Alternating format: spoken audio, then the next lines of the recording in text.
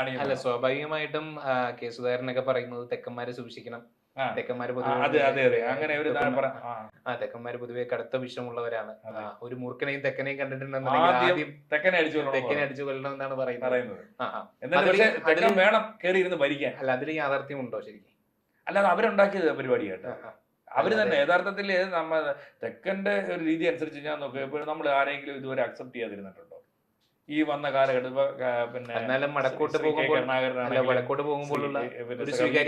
ആണെങ്കിലും AKG ആണെങ്കിലും EMS ആണെങ്കിലും വടക്കോട്ട് പോകുമ്പോഴുള്ള ഒരു സ്വീകാര്യത തെക്കോട്ട് വരുമ്പോൾ ഇല്ലെന്നുള്ളതാണ് പലരും പറയുന്നത്. നിങ്ങൾ ജോലി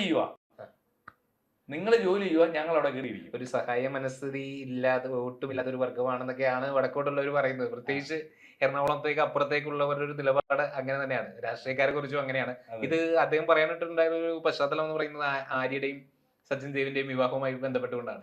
ഒരിക്കലും തെക്കനും വടക്കനും യോജിച്ചു പോകും. അത് എനിക്ക് തോന്നുന്നത് അങ്ങനെയാണെങ്കിൽ വടക്കം വന്നതിന് ശേഷോടുകൂടി അതല്ല, തെക്ക് കംപ്ലീറ്റ് അങ്ങ് വടക്കം വന്ന് ഇവിടുന്ന് പെണ്ണിനെ എടുത്തു, ആ കോർപ്പറേഷൻ അങ്ങ് പോയി കിട്ടി, അങ്ങനെ വേണേ പറഞ്ഞൂടെ?